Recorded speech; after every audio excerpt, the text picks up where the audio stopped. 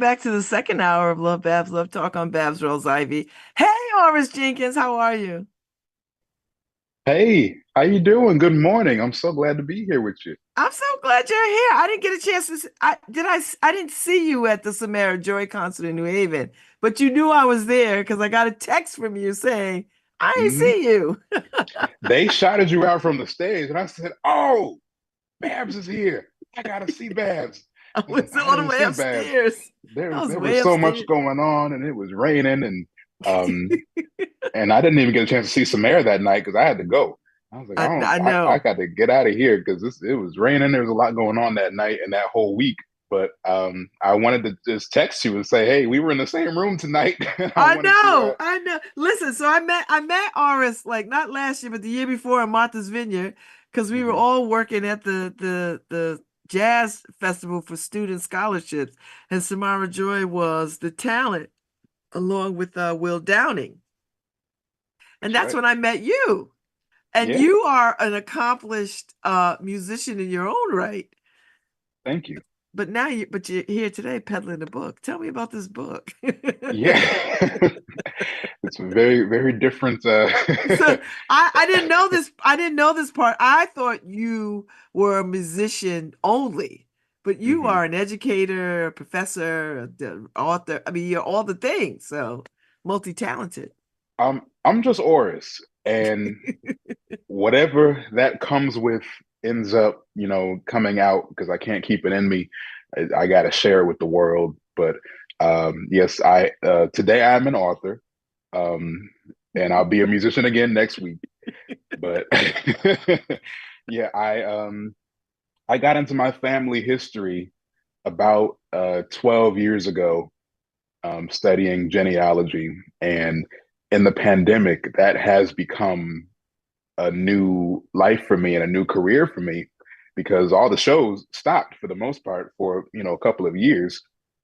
I wasn't doing anything, and I'm not the person that can just turn on my camera and go start singing on Instagram. I'm not that type of person. I But need, you can though. I can, and I did it once. I did a whole concert on Facebook Live for Marvin Gaye's birthday in 2020, and I did all Marvin Gaye songs for like an hour, and it was really fun. But I need the people. I built off of the energy of the people there, so I couldn't keep doing that. I had to do something else with my time, and I really got into my genealogy, which I'd been working on for about 12 years, but I really got into it. And in the meantime, I discovered that this really, really crazy event happened in my grandma's hometown. Uh, and two of my relatives, as they were teenagers, were able to escape from a mass lynching that happened in that town that unfortunately claimed the lives of their father, a couple of their uncles, and several of their cousins. And they're all related to me. And when I found out that these two young men survived and escaped, um, and then were caught and put on trial for killing a white man, I really wanted to find out, okay, what's the outcome of what happened to these two young men? Where are their descendants? Um, where are the rest of the families that were involved? And funny enough, several of the survivors ended up moving to New Haven. Really? Yes. So Okay, you so may wait, know before some of you them. go, the book is called The Early County Massacre, right? That's what it's called. That's what it's called. Uh, I And the think there's subtitle is the state. No, hold on. What's it called? It's called Goolsby versus the state of Georgia. yes. And that's the name of the case that it was a Supreme Court case in the state of Georgia that lasted for several years. So it's about the massacre, and then it goes into the case. Wow. So you said so you find out that you have some roots here, that your relatives ended up here. Yes, which I Okay. never knew that. So I'm just meeting for the first time. I met one of my cousins who still lives in New Haven right now, and I met him for the first time. I would say it's been about a year. Because after I got the book deal, I needed some pictures. And that's probably my favorite part about the book is that I have pictures of the survivors some of the victims, the Wow. families. I have the records, of course, in the book that I was able to find in the courthouses and things like that. And I made a map for the book. I made a family tree in the book. So there's all kinds of visual components to the book that help tell the story. And the people that live in New Haven, as well as other parts of the country that descend from this family, were able to send me those pictures that I could use in the book. Wow, Oris, this is crazy. Okay, Yeah. so when you discovered this massacre Hmm. and you followed the paperwork, the trail of the case, what happened in the end? Like, did what happened to the young men that got away and got caught and was on trial? Please tell me they didn't get convicted and sentenced to death. I Okay. can't tell you that. I cannot tell you that, but I can tell you they did get convicted and sentenced to death, um, but they do not have the final say. The jury and the judge did not have the final say.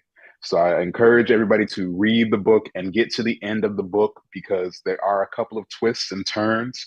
They had some great lawyers, lawyers that were from Atlanta, Georgia, which is 200 miles away from where they were from.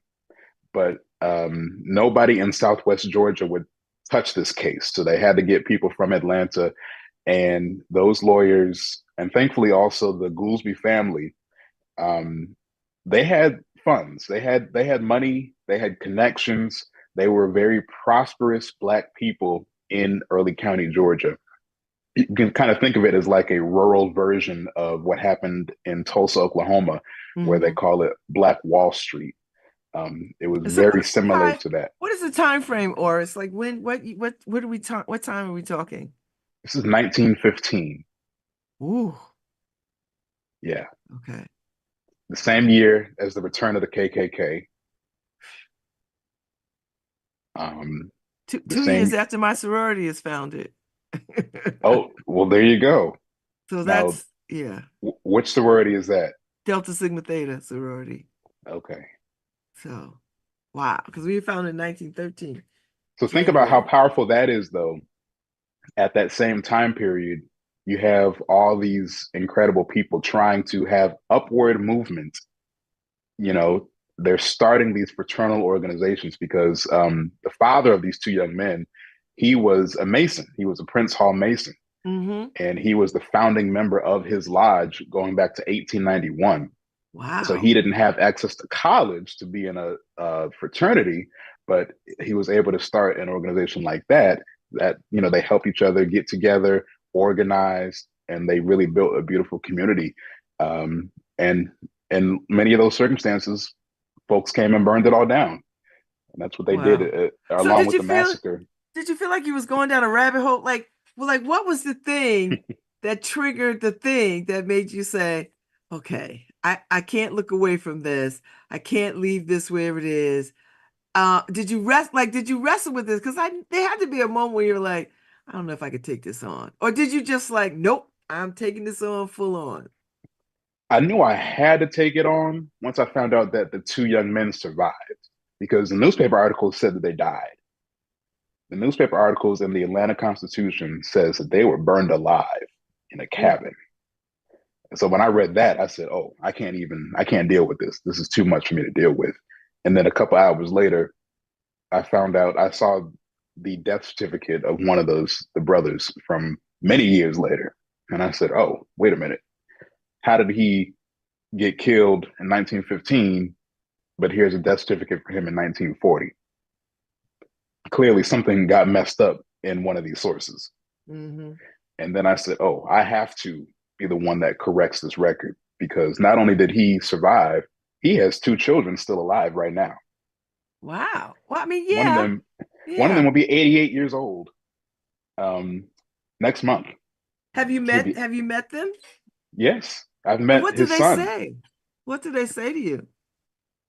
Well, so, sometimes his son is just speechless when I talk to him because he's 88, so he was very very young when his father died, and his father never told him that I was he, afraid of that, that they that is that right? Because I he can see how because you know how we do.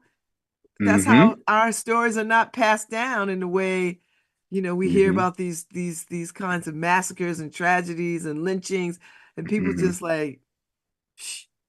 Right. So all he knew was that something happened and they had to leave. And that's why he was born in Atlanta.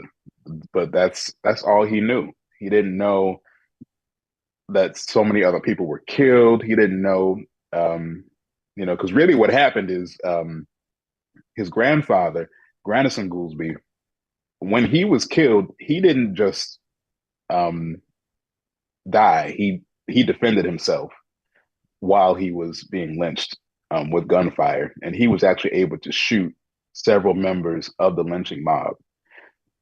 So that's the story that a lot of people kind of cling to. That oh, he was able to actually defend himself and almost get away. So I think he knew that part of it, that his grandfather had um, shot at least, I mean, several white people during that time. And I think he knew that his grandfather ended up being killed, and he knew that his father had escaped and ended up in Atlanta. But a lot happened in between and he didn't know any of that. And I was able to actually give him his father's testimony from his court case. Really? Yeah. Oh my God, Oris, this is crazy. I was like, well, I have your father's words for you right here. When he was 16 years old, this is what he said happened. So how about you read that and you tell me what you think? And I ended up putting all the testimonies in the book as well. Wow. And so these records were there for the just looking up. Like, No, they were there for me to painstakingly search for them in the middle of the courthouse in Blakely, Georgia. what the hell is Blakely George? Exactly. It's not easy to get to, but it's a place I love. My grandmother was born there. My family was there for 7 or 8 generations. So I love Blakely, but it's closer to anywhere in Alabama or Florida than it is to anywhere you would know in Georgia. Okay. So it's closer to Dothan, Alabama, and to Tallahassee, Florida, than it is to places in Georgia you And might I know those recognize. places. Okay, yeah, those are the biggest cities nearby, and then Albany, Georgia is about an hour away, but it's about 2 3 hours from Atlanta. So you go down there and you start poking around through these documents. Um, were people suspicious of you? Like they were asking you like, why do you want to why do you want to look up this information or you know? Um, no, not really. Once they realized that I wasn't there to, hurt anybody or do anything wrong, um, they kind of just let me go in there and see what I could find because they knew I had lots of people to look for. I was looking for my own great great grandmother's case because she was also killed in this town um, by her husband, Separate actually. from, oh, okay, I was gonna say separate from this. Separately, different year. It was in 1921, and I knew that her husband, who had killed her, I knew that he was on trial as well. So I was looking for his court papers.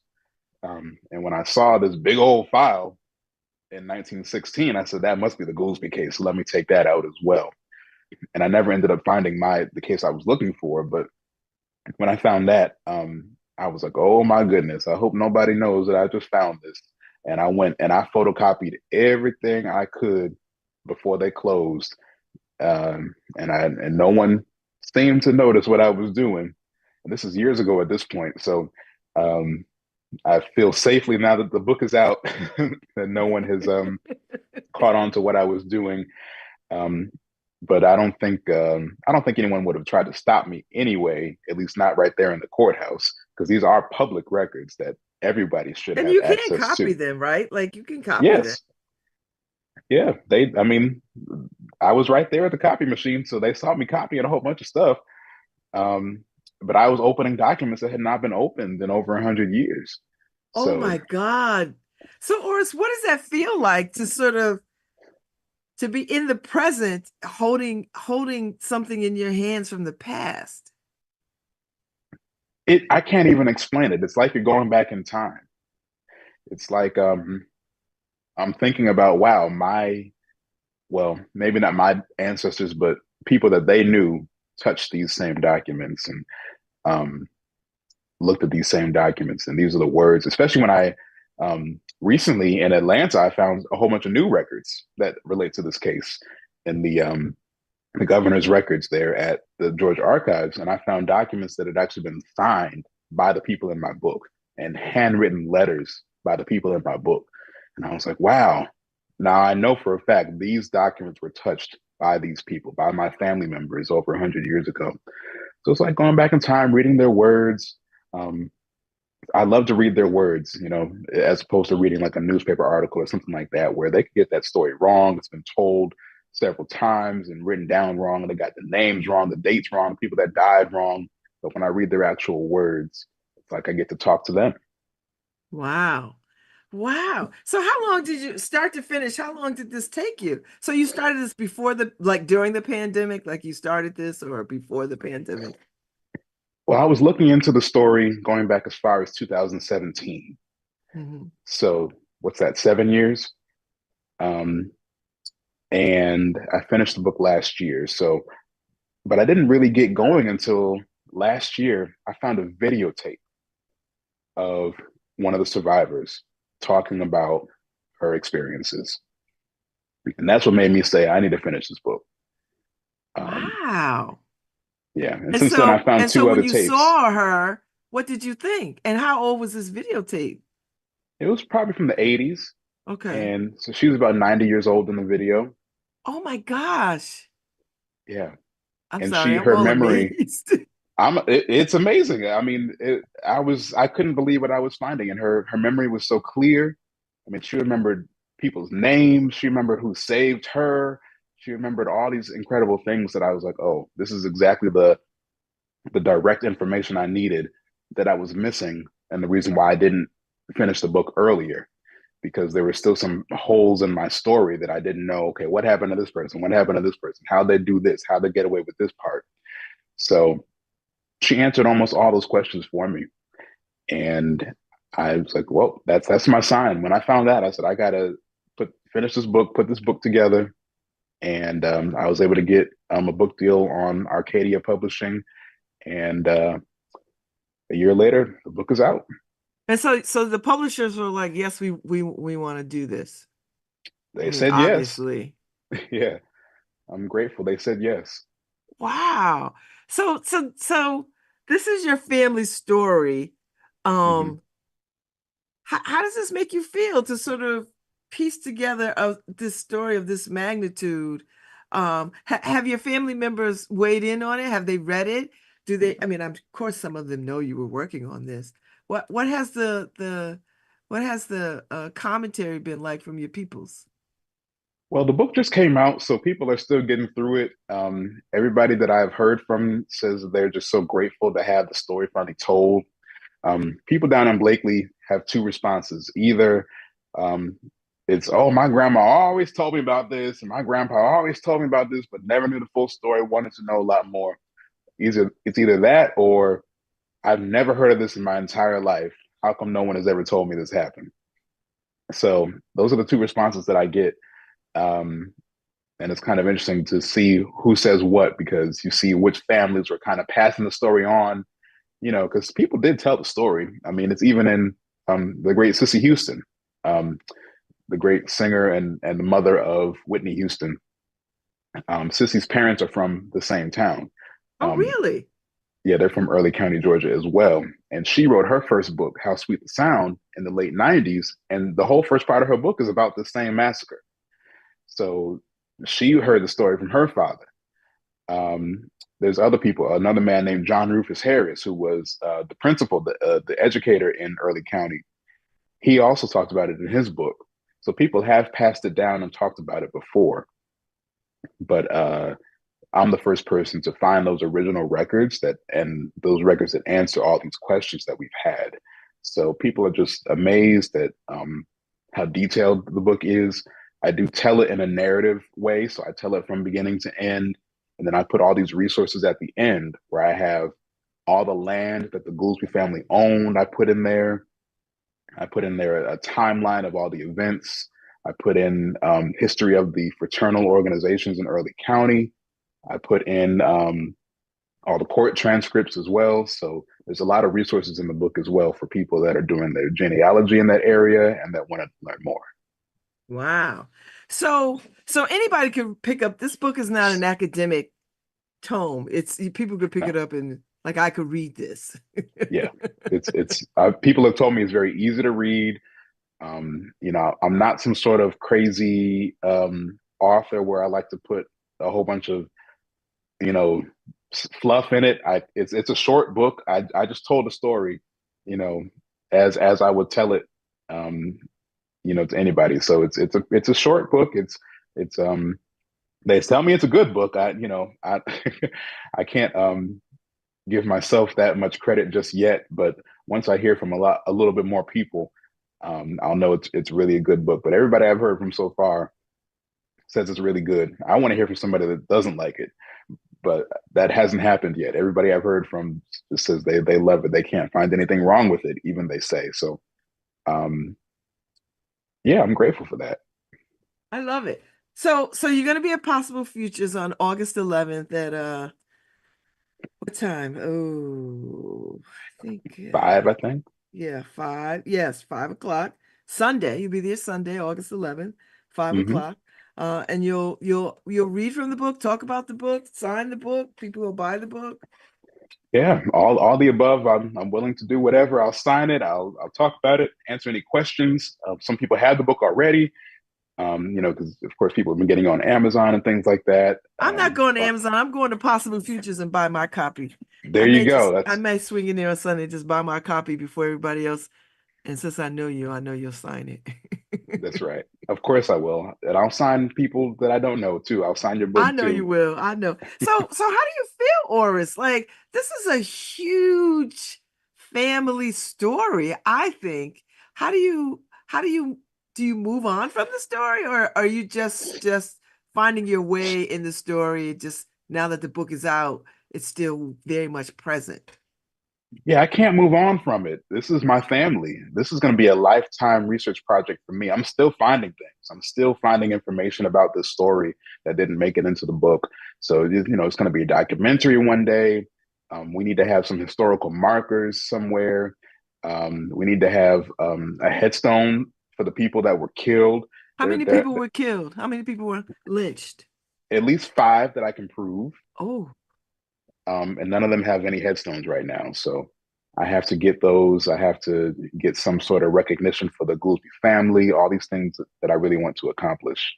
and they don't have headstones. Why? Because people were afraid to put a headstone or Um, they had to be buried in secrecy.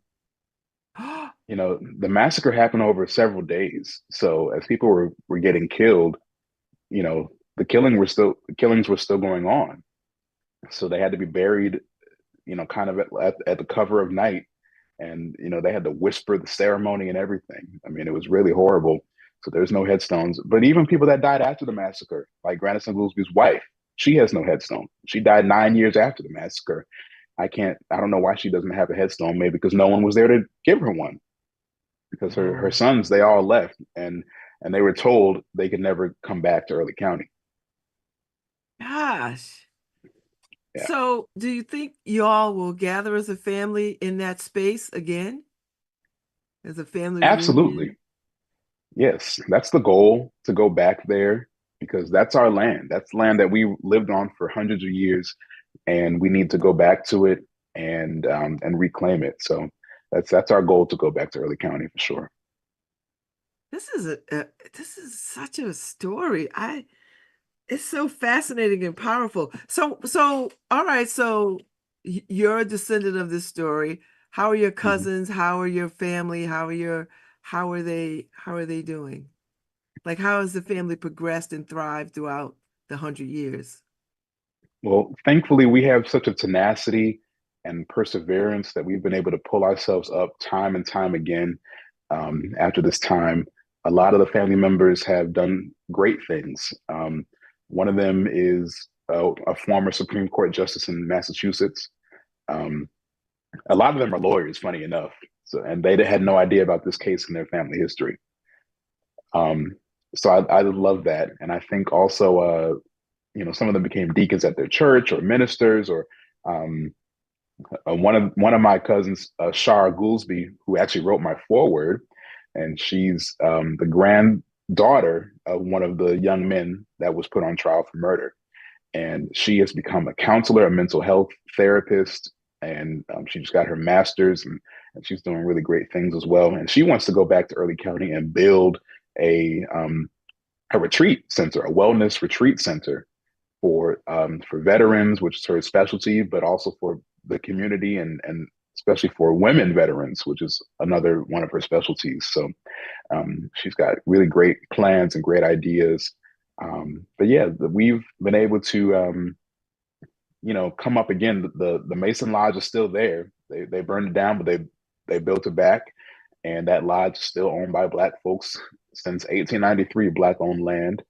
Um, and some of the family does own a little bit of land in Early County still. Hmm. Wow.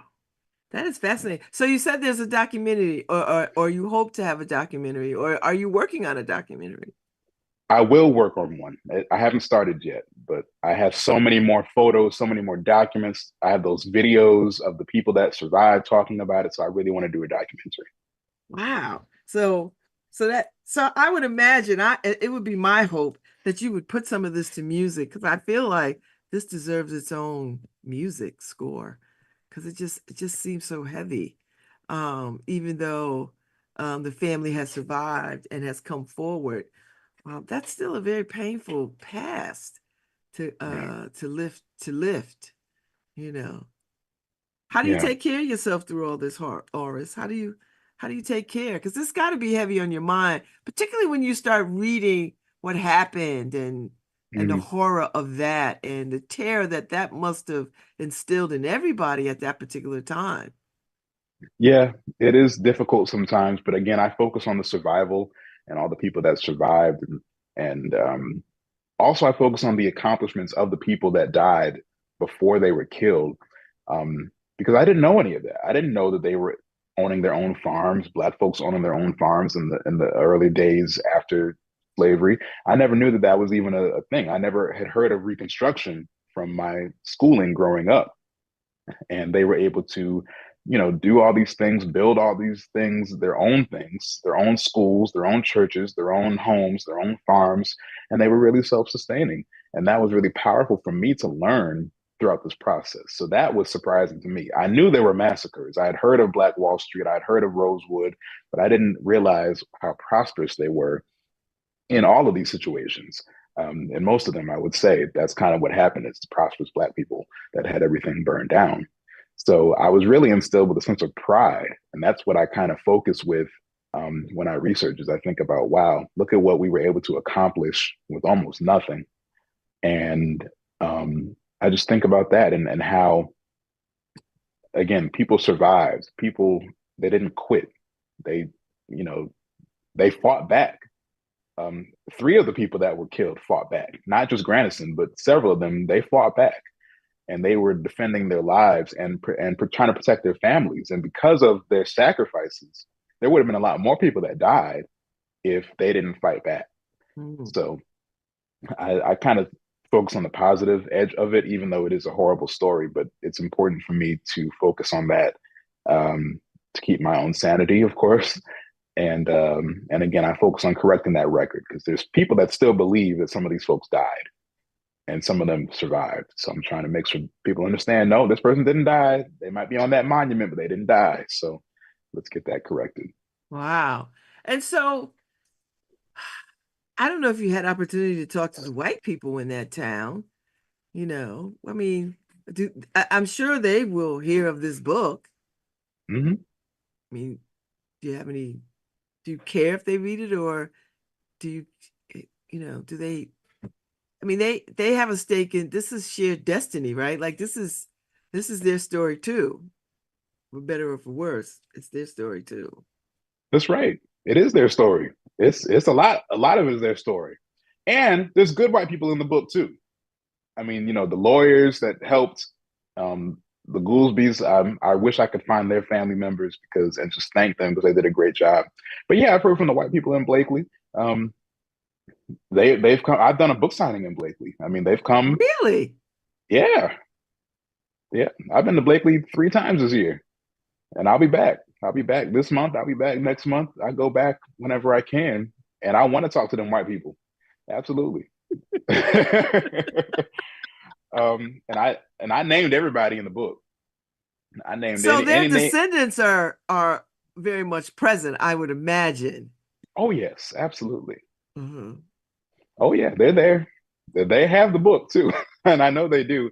I haven't yet heard from those that have read the book, but they showed up to the book signing, and I know their ancestors are in the book, and I really can't wait to hear from them. Well, they've got to process and reckon with this too, right? Like, Hmm. I'm sure they've heard a version of this story from Hmm. maybe a different perspective. Oh, a very different perspective. They Uh-huh. heard a very different perspective. I know that because they've told me what they heard. I said, okay, you might want to stop talking and read the book and see what you think happened then. That's But yeah, interesting. I can't wait to hear from them. Really? I mean, that takes a lot on you. I would imagine that will take a toll. I think it's taking a toll on me. I don't even know these people.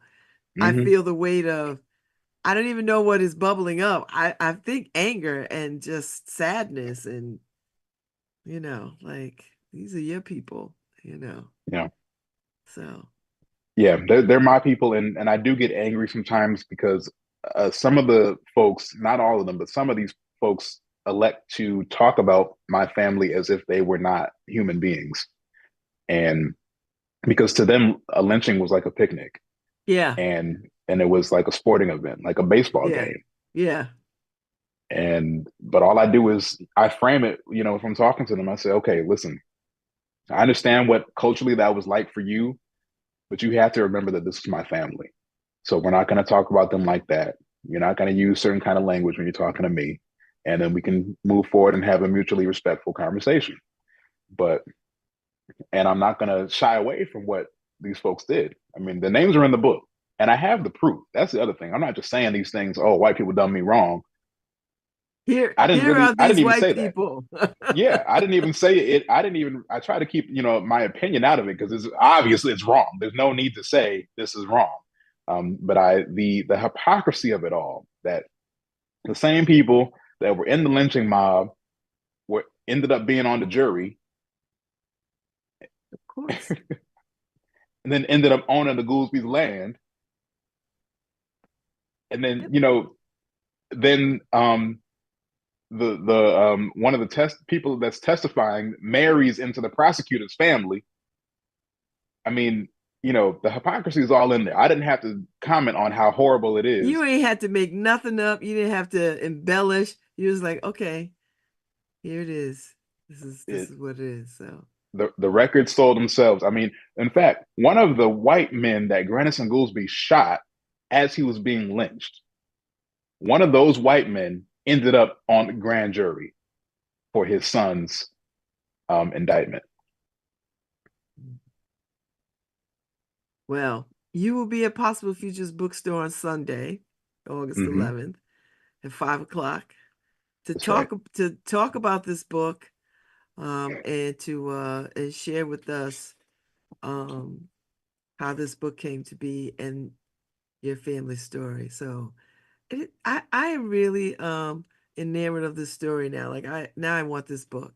Like now I have to have this book because now I have to read it because Yes. it's just so close to me now. So Orice, it's lovely to see you. Thank you so much. So good to see you too. It's been too long, and I can't wait to see you in person. Hopefully this weekend on Sunday. Yes. Are you going up to Martha's Vineyard anytime soon? Probably, I'll probably slide up there a little bit. Not to work, but to actually enjoy the island. Yeah, I'm going up tomorrow for the day and Okay. then coming back because the Community Foundation does a Black philanthropy event up there. I Oh, don't have any opportunity to get up there the rest of this year, the rest of the summer, unless some magic happens. But I figured I could go tomorrow, and that would give me a sense that I was on the vineyard this year. exactly. That's probably what I'm going to end up doing as well. I just need to feel that Yeah, breeze of the ocean, and then just got to be with the peoples and yes, just be in the vibe, even if it's just for a day. So right. You know. Awesome. All right. Well, I look forward to seeing you on Sunday at Possible Futures. I think this is a pretty powerful story, and thank you for sharing your family with us. Thank you. It's an honor. It's a privilege, and it's also my duty to share this information, and I share it without fear, in hopes that these events will never happen again.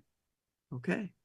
All right. Well, all right, y'all. Possible Futures, 318 Edgewood Avenue, right there on the corner of Edgewood and Hotchkiss. Orice Jenkins will be there with his book, the early county massacre, and come and hear about this wonderful story from then until now. So I'll see you on Sunday, Orice. Thank you. Great. Thank you so much. Hope to see you there, and hope to see all the listeners there as well. All right. Okay. Thank you, Harry Droz. I'll be back. Harry, I'm not here tomorrow. I'll be back on Friday.